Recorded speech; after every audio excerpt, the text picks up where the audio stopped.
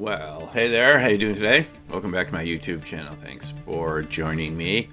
You know, there's been a lot of talk about this upcoming UAP report that the Senate Intelligence Committee has asked the U.S. Department of Defense to supply to them every 180 days, and that date is coming up soon, sometime in early June. And I actually think this is a highly significant event. I've been hearing and listening to a lot of discussion about this. And there are some people out there, I guess I shouldn't mention any names, but their initials begin with John Greenwald Jr., who are arguing that maybe this is just the same old history repeating itself. And it's just going to be like another Condon Committee report, which actually happened just up the street here in Boulder, Colorado in 1969, I believe, when they recommended that Project Blue Book and the U.S. government get out of the UFO business. Obviously, the Condon Committee did not look at very many cases. They certainly didn't look at the northern overflights. I mean, Robert Salas, the missile control launch officer, served at Great Falls, Montana, did tell us they sent up, I think it was Rob Lowe from the Condon Committee. But they didn't have security clearances, and they certainly, I don't believe they looked at any of the missile tampering incidents, which, if you looked at them, you know, and I did another video about this not too long ago. If you looked at those incidents, there's no way you could conclude that there wasn't some, defense significance of these objects if they're shutting off your ICBMs 10 missiles at a time. I mean, hello. So they obviously didn't know about this, or they were told not to mention it. And yes, frankly, we were all disappointed in the Condon Committee. I mean, I guess I was disappointed. I was only 6 years old at the time, but you know what I'm talking about. But I think this really could be different. I don't think this is just going to be history repeating itself. I mean, history does sometimes repeat itself, but it doesn't repeat itself in the same way. If it did repeat itself, we'd all be still living under the Roman Empire. Hello. And I haven't seen many Romans around here recently. So things do change.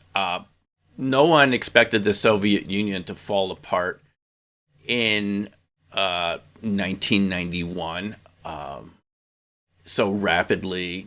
That, it was precipitated by the fall of the Berlin Wall in 1989 in December.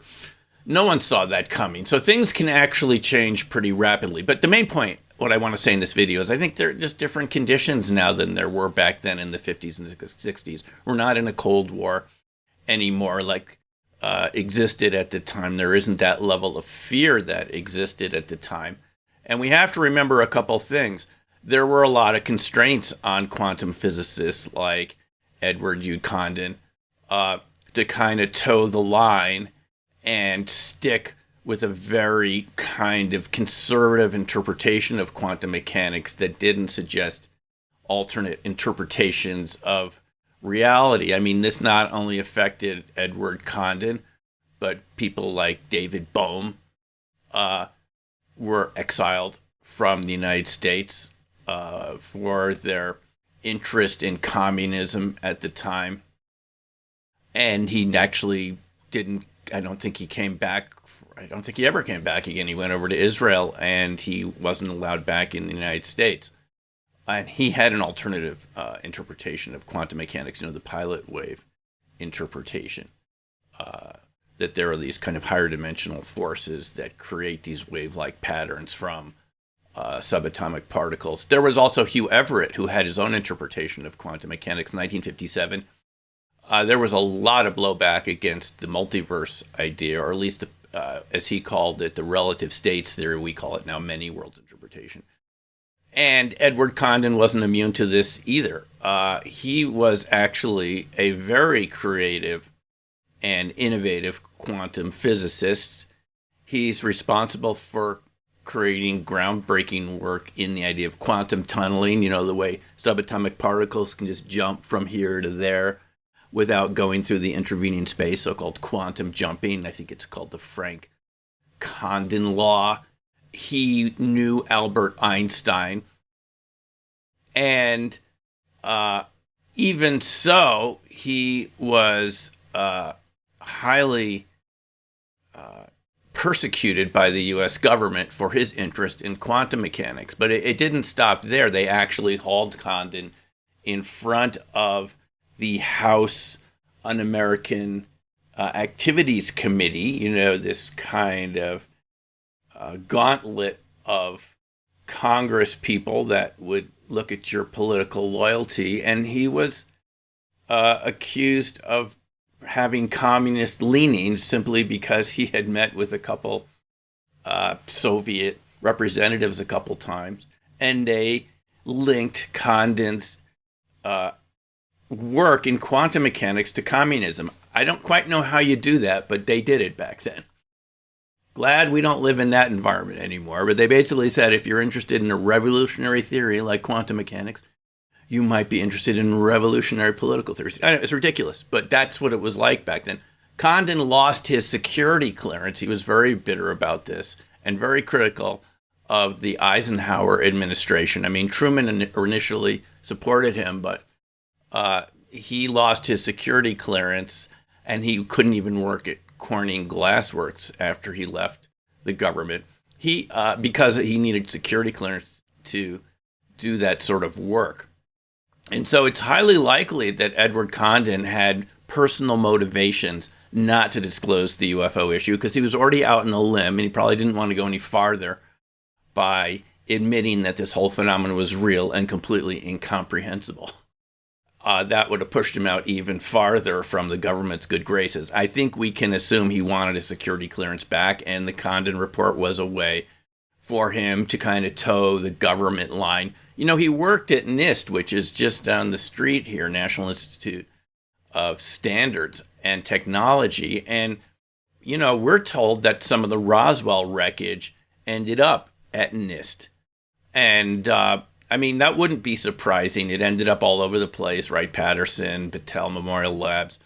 But Condon was the head of NIST for a while. He would have known about the Roswell crash. He worked at NIST in the early 50s.